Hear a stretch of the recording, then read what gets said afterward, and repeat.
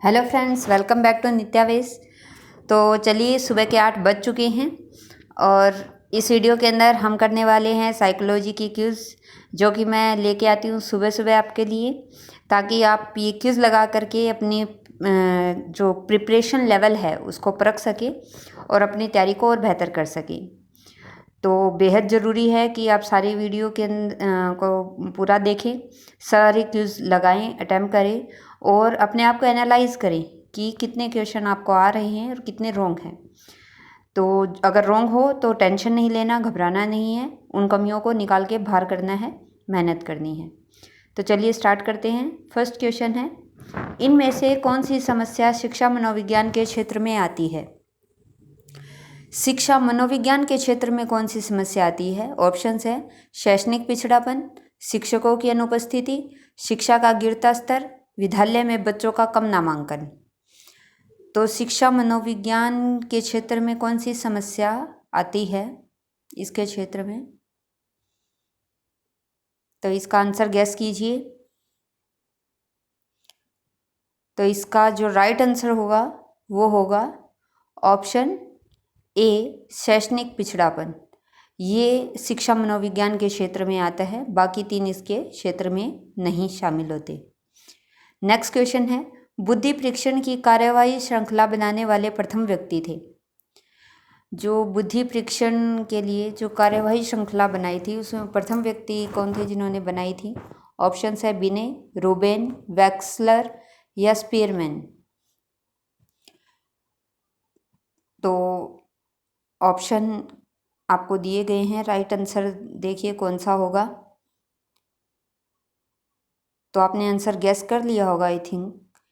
तो इसका जो राइट आंसर है वो है ऑप्शन ए, बिने।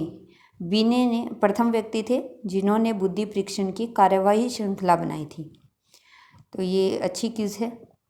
नेक्स्ट, एजुकेशन साइकोलॉजी पुस्तक के लेखक कौन हैं?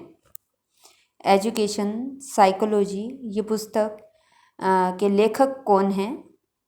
बड़ा ही आसान क्वेश्चन है। ऑप्शंस हैं थॉर्नडाइक, पावलोव, स्किनर या लेविन। ये बड़ी ही पॉपुलर बुक है। तो इसका जो राइट आंसर है वो है ऑप्शन ए, थॉर्नडाइक। ये एजुकेशन साइकोलॉजी इनकी ये पुस्तक है जो इन्होंने लिखी थी। तो आपको आई थिंक आंसर्स आ रहे होंगे, और अगर नहीं आ रहे तो टेंशन मत लीजिए, आप इनको लगाते जाइए। नहीं आ रहे उनको नोट डाउन कीजिए कॉपी के अंदर और अपनी कमियों को निकालिए। नेक्स्ट क्वेश्चन, सर्वप्रथम प्रश्नावली विधि का निर्माण किसने किया था? सर्वप्रथम प्रश्नावली विधि का निर्माण किसने किया था? तो वुडवर्थ, प्याजे, थॉर्नडाइक या प्लेटो। तो ऑप्शंस आपके सामने हैं, बताइए क्या होगा राइट आंसर। प्रश्नावली विधि का निर्माण किसने किया था? तो इसका जो राइट आंसर है वो है ऑप्शन ए, वुडवर्थ। वुडवर्थ ने मनोविज्ञान में प्रश्नावली विधि दी थी, जिसके अंदर प्रश्न पूछे जाते हैं और फिर उसका उत्तर प्रश्नावली बना करके। नेक्स्ट क्वेश्चन है, सर्वप्रथम प्रश्न उत्तर विधि का निर्माण किसने किया था? देखिए, जो लास्ट क्वेश्चन है उसमें प्रश्नावली विधि है और ये जो क्वेश्चन है उसमें प्रश्नोत्तर विधि का निर्माण पूछा गया है। ऑप्शंस है मॉन्टेसरी, प्याजे, सुकरात या प्लेटो। तो इनमें से राइट आंसर क्या होगा बताइए। आई थिंक आपने आंसर गैस कर लिया है। तो इसका जो राइट आंसर है वो है ऑप्शन सी, सुकरात। सुकरात ने प्रश्नोत्तर विधि का निर्माण किया था और इन्होंने जो बुक लिखी गई है वो प्रश्नोत्तर विधि में ही लिखी गई है। तो ये इसी तरह से इन्होंने पढ़ाते थे, इन्होंने निर्माण किया था। नेक्स्ट क्वेश्चन, फ्राइड के अनुसार मन की संरचना की सही कोटि है। ऑप्शंस है इदम, अहम या अति अहम, अति अहम, इदम, अहम, अहम, अति अहम, इदम, इदम, अति अहम और अहम।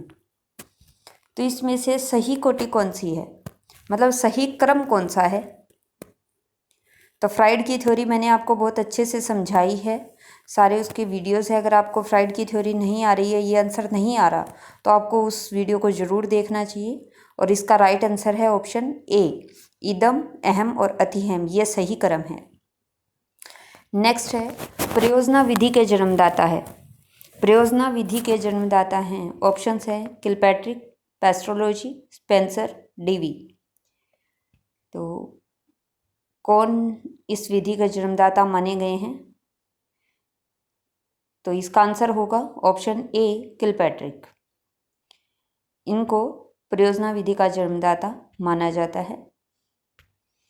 तो बड़े ही अच्छे बेसिक क्वेश्चन हैं। आपके लिए हर क्वेश्चन इम्पोर्टेंट है, किसी को भी नज़रअंदाज नहीं करना और अपनी कॉपीज़ में नोट डाउन करते रहना है। टेलीग्राम पे पीडीएफ भी अवेलेबल करवाए गए हैं, आप वहाँ से ले सकते हैं। प्रयोगात्मक मनोविज्ञान का जनक माना जाता है मैकडूगल, वॉटसन, विलियम वुंड या विलियम जेम्स। प्रयोगात्मक मनोविज्ञान, तो इसका आंसर गैस कीजिए फटाफट। तो इसका जो राइट आंसर है वो है option C, William Wundt. William Wundt को प्रयोगात्मक मनोविज्ञान का जनक माना जाता है। इन्होंने ही प्रैक्टिकल जो साइकोलॉजी है, प्रयोगात्मक मनोविज्ञान है, यहीं से इन्होंने अपने एक्सपेरिमेंट दिए थे और यहीं से स्टार्ट हुआ था। तो नेक्स्ट है कार्यात्मक संप्रदाय का जनक माना जाता है मैकडूगल, वॉटसन, विलियम वुंड या विलियम जेम्स। कार्यात्मक संप्रदाय, इसके जनक कौन माने जाते हैं? फटाफट से आंसर गैस कीजिए।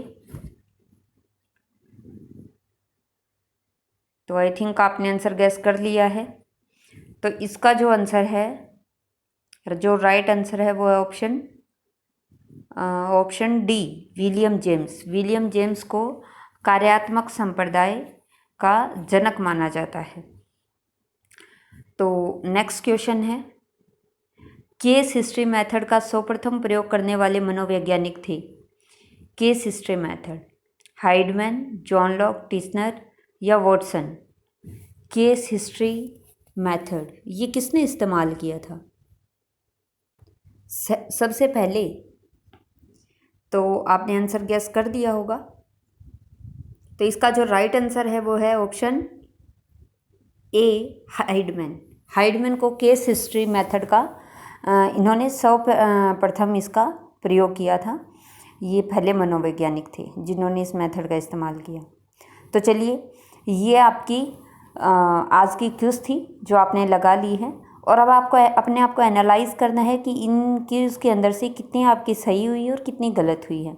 तो जो गलत हुई है टेंशन नहीं लेनी, घबराना नहीं है। अगर गलतियाँ होकर ही हम सही सीखते हैं। अपनी गलतियों को, अपनी कमियों को आपको निकालना है। तो जो भी आपकी कमियाँ उन्हें एक पेज पे नोट डाउन कीजिए और सारा दिन, अभी दिन स्टार्ट हुआ है तो अपनी मेहनत में इस दिन को लगा दीजिए ताकि एग्ज़ाम के अंदर आपको अच्छा रिज़ल्ट मिले। और बच्चों, जो भी आप ये क्विज़ वगैरह नोट डाउन करते हैं उनको बार बार रिवाइज़ करते रहें। रिवीज़न किसी भी एग्ज़ाम के क्लियर करने के लिए बेहद ज़रूरी होती है। तो आप ज़्यादा से ज़्यादा जो पढ़ते हैं उसको रिवाइज़ किया करें। तो रिवाइज़ करना बेहद ज़रूरी है। तो चलिए, इसी के साथ मिलते हैं नेक्स्ट वीडियो में। Good morning to